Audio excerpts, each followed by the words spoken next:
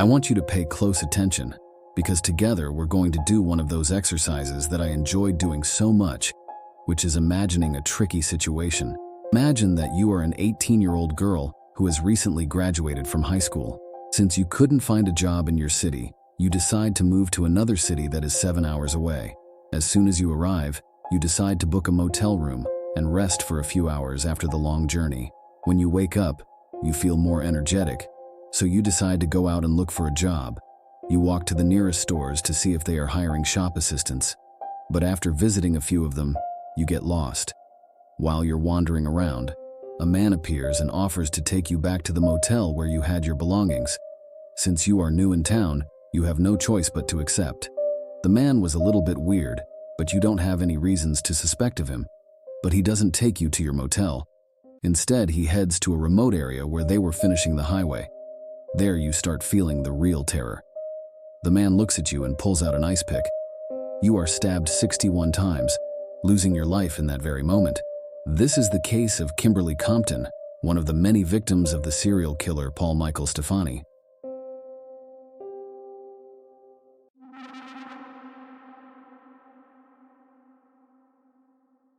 Paul Michael Stephani was born in September 8, 1944, in the little city of Austin, Minnesota. Stephani was the last of 10 children born into a Catholic family that was extremely religious. His father died when he was only 3 years old, and his mother remarried, giving him a stepfather who was known to beat his stepchildren and sometimes throw them down the stairs. On his own words, if we got in our stepfather's way, he would smack us on the head and send us flying down the stairs. After graduating from high school, the young man decided to put some distance between himself and his situation, moving to St. Paul in Minneapolis and looking for a position in a good workplace. Over the following years, he unloaded trucks for tool companies and was hired as a janitor at a hospital. He was married to Beverly Leiter and fathered a daughter with her, but his behavior towards his wife became so abusive and hostile that she reported him, and he was convicted of assault. After the incidents, the couple divorced and Paul abandoned his child. He continued going from job to job, but when he was finally settled in a janitor position at Malberg Manufacturing Company, he was fired in 1977. Remember this place because his first victim's body would be discovered near this building some years later. Since 1977, Paul tried to get other jobs and to date other women. However, one of his last girlfriends decided to leave him and return to her country. She feared for her life. On the 1980 New Year's Eve, Paul entered a self-destructive spiral that culminated in his first murder. It all happened when the janitor, angry with his former bosses and with the aforementioned girlfriend on the run, decided to return to the factory premises seeking revenge.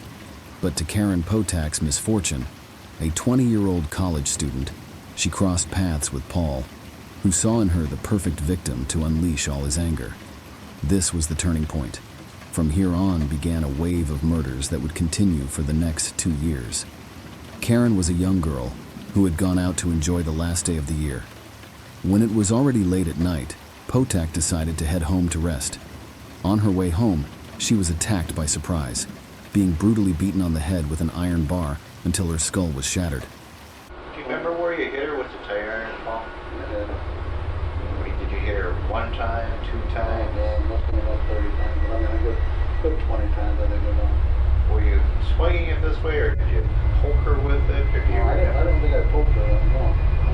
I remember hitting her mainly on the forehead, on the cheek, and the jaw, the mouth, and the top of the head. I think it was only about 10 times, because I know she must really be hurting in that, the steel bar like that. After Stephani left her badly injured near the train tracks in the manufacturing company, he approached a telephone box and called emergency services. Yes, please, this is an emergency. Please send a squad to Pierce Butler Road, Malmberg Manufacturing Company, machine shop. Please, there's an ambulance too. There's a girl hurt there. Can you tell me what happened to her? Just hurry, she's laying on the ground in the back by the railroad tracks, by the edge here. Hurry. What's the address? I don't know. Who are you? I was even hurt when I went back to the car. God, there's going like this. I mean, and that's what made me want to go to the phone. I mean, I really wanted to help her. My mind started clearing up. What are you doing? you had a chance to make another friend, I kept yelling at myself. You like to make friends.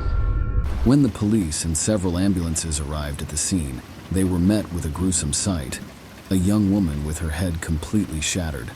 Despite the savage beating, Karen survived, although with multiple brain injuries.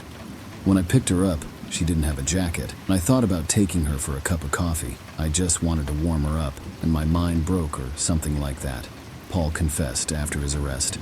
Unlike his next victim, Karen managed to get through and gradually recover, although she was left with permanent damage.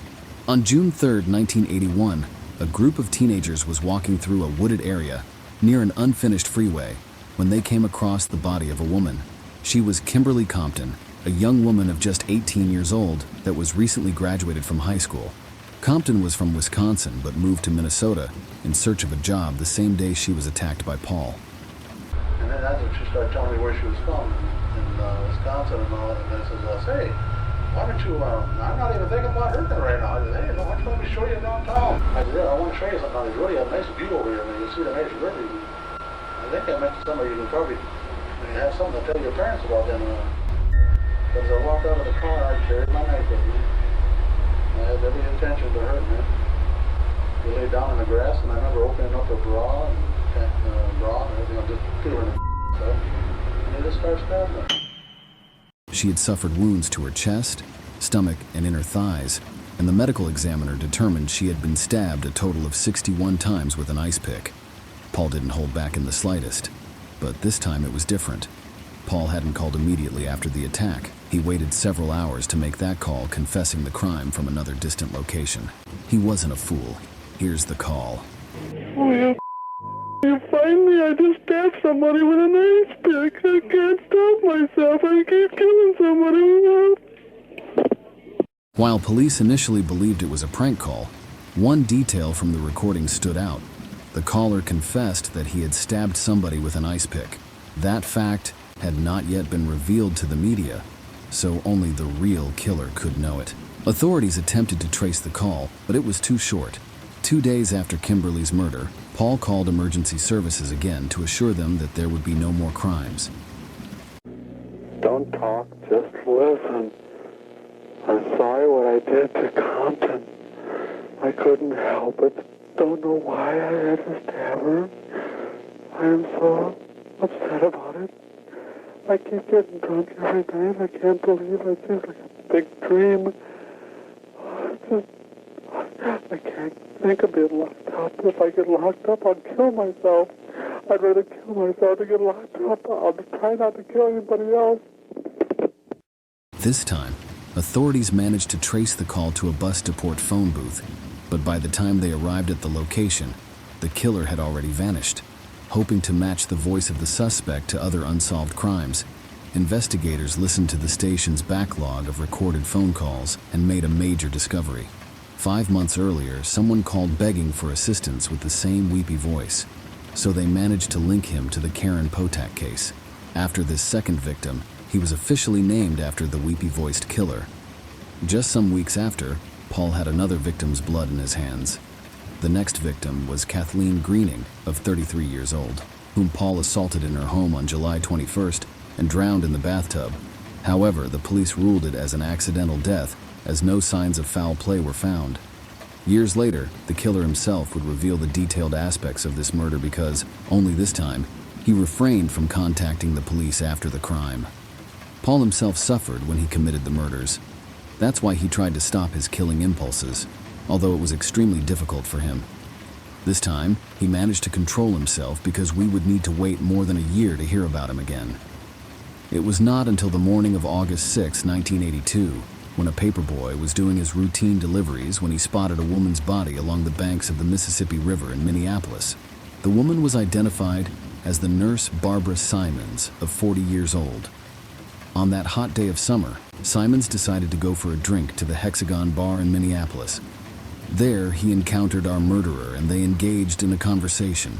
Paul was trying to hit on her, but Barbara was hesitant about it. Towards the end of the night, the nurse had no way to get home, so she turned to Stephani. She even said to one of the waitresses, "I hope this guy is okay because I just need a ride home." He agreed to take her home. But instead of following the indicated route to her destination, he decided to change course, and they arrived at a supposedly secluded place. When the woman saw what was about to happen, she tried to defend herself, but she couldn't withstand Paul's strength and was stabbed 40 times. The detective in charge of the investigation determined that probably it wasn't the first time the suspect murdered someone. He arrived at that conclusion because he attempted to cover the scene in an elaborate manner, something that wouldn't have occurred with any novice killer. 2 days later, police received a disturbing phone call that connected Simon's death to the 2 other attacks. Fire emergency. Please don't talk, just listen. I'm sorry I killed that girl. I stabbed her 40 times. Kimberly Compton was the first one. Oh, my safe. I don't know what's the matter with me. I'm sick. I'm going to kill myself, I think. Where are you? I'm just going to... If somebody dies with a red shirt on, it's me. I killed both of you. I'm sorry. I'll never make it to heaven. Calm down. Knowing they had a serial killer on their hands, investigators reached out to the FBI for assistance in profiling their suspect. Profiler Kimberly Masnick theorized that during the calls, the killer was going into a juvenile state. That's why he cried. But Michael Stephani had made a fatal mistake. He had killed a woman whom several witnesses had seen talking to that night at the bar and then leaving together. So the police spoke to those witnesses and created a composite sketch based on the physical description of the suspect. Around 40 years old, 6 feet tall, 187 pounds, black hair with receding hairline and combed back, and with a dark skin tone. Police dug through mugshots of offenders with a history of violent assault, narrowing them down to an 8-photo lineup based on the witness's suspect description. The detective had the bar staff go through the mugshots, and they identified the man who was with Simons as Paul Michael Stephani. Digging into his background, Hennepin County Attorney's Office discovered Stephani had worked at the Malmberg Manufacturing Company, where Potack had been attacked on New Year's Day. He soon became the investigation's main suspect, and police set up a surveillance team on Stephani's apartment complex. On the evening of August 20th, 1981, he left his residence, and while investigators were able to follow him to Minneapolis, they eventually lost track of Stephani. During that lapse of time when he wasn't being followed, Paul approached Denise Williams on Hennepin Avenue in Minneapolis, offering her $100 to have some fun with him. Denise was a 19-year-old woman who had been a prostitute since she was 13 years old. She accepted and left in Stephani's car to his St. Paul apartment. He gave her $40, promising to pay her another $60 later. Williams engaged in a sex act with Stephani, and when they finished, he offered her a ride back, thinking he would drop her off in downtown Minneapolis. But instead of driving the freeway, Stephani took an indirect route through back roads. During the drive, Stephani talked of his sexual fantasies. He drove for another some minutes and turned quickly into a dead-end parking lot. After stopping, Stephani told her literally, "Some ass, grass, or gas, and no one rides for free." Williams tried to get out of the car, but he grabbed her left hand and stabbed her in the stomach with a Phillips screwdriver. Stephani continued stabbing her, and Williams fell back in the seat. But she felt a pop bottle on the floor of the car, grabbed it, and hit him on the head. She tried to hit him in the eye, but managed to cut Stephani's cheek, head, and hand. Despite that, Stephani continued stabbing her while Williams was scratching, biting, and kicking him in an effort to foil his attack. He then opened the passenger door, and they fell out on the pavement. While he was on top of her, she decided to play dead, but he continued stabbing her, so she screamed for help. That's what saved her. The screams were heard by Douglas Panning, a young man who ran over to the parking lot and saw how Stephani was stabbing her. The brave man decided to act, so he grabbed Paul's arm. The Weepy Voiced Killer jumped up and stared at Panning. He was discovered. As he was panicking, he decided to take a couple of swings at him with the screwdriver. The younger man started running until he got home and called the police. Stephani drove off, and Panning went back to assist Williams. Police arrived to the scene and asked the young woman for the facts. She didn't want to say what she was doing, so she told them she was doing hitchhiking, and Stephani picked her up and started stabbing her. Williams was taken to a hospital where she underwent a complicated surgery due to the amount of puncture wounds. Meanwhile, Stephani returned home and requested an ambulance. He told the emergency dispatcher he had got beat up, Stephani was taken to a hospital for treatment of cuts to his head, hand, and cheek, and for an injury to his nose. After Williams was recovered, police showed her several mugshots, and she identified Stephani as the man who stabbed her. During an interview with the police to confirm that he was the Weepy Voiced Killer, Stephani claimed he was the victim of a robbery. The detective confronted him with the Weepy Voiced Killer case file containing photographs of the victims, but he got up from his seat and said, "You're not going to pin those on me." But his voice immediately changed to the one heard in the recordings, and the detective knew in that exact moment that he was in front of the killer. In 1982, Paul was charged with the assault of Williams, but the investigative works could only link him to the murder of Simons, so he was convicted of both counts and was sentenced for a total of 58 years. Investigations continued, and in the process, they discovered that Stephani previously had a girlfriend who ended up returning to her home country of Syria for an arranged marriage. Probably this was the reason he attacked his victims. The escape of his girlfriend upset him very much, and when he was attacking his victims, he was really attacking his former girlfriend because he felt so betrayed by what she did to him. Once behind bars, the prisoner dedicated himself to granting interviews to the media, claiming that he did everything because there was a voice in his head that told him, "Paul, it's time to kill." Even one of the reporters who interviewed him stated that she always made sure not to wear red because this was the color worn by the serial killer's victims during the attacks. 15 years after his conviction, Stephani was diagnosed with skin cancer and had less than a year to live. After this fatal diagnosis, he was very confused but said, "I would rather go to the grave knowing that all of this is fixed and off my chest. I don't know what to do except to say that I wish I could turn back the clock. For the last 15 years that I've been locked up, I've wondered how all of this could have happened. And all I can say is that I'm sick and that I'm sorry."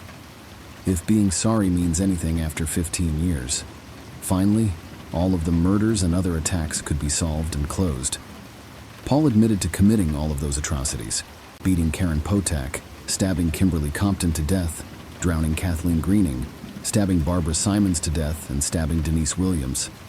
A year later, on June 12, 1998, Stephani died inside the Oak Park Heights Maximum Security Prison Infirmary. We need to understand that for these kind of people, killing is what they are supposed to do and is part of their life. Driving a car is part of life. Eating food is part of life. But for Stephani, killing was part of life too, and finally he freed himself and started doing it. Despite his desire to kill, he always had regrets. After some of the attacks, he went to a church seeking God's forgiveness, but it was meaningless. His mind betrayed him, so he ended up doing evil again. Thank you so much for seeing this video. If you liked it, leave a thumbs up and subscribe.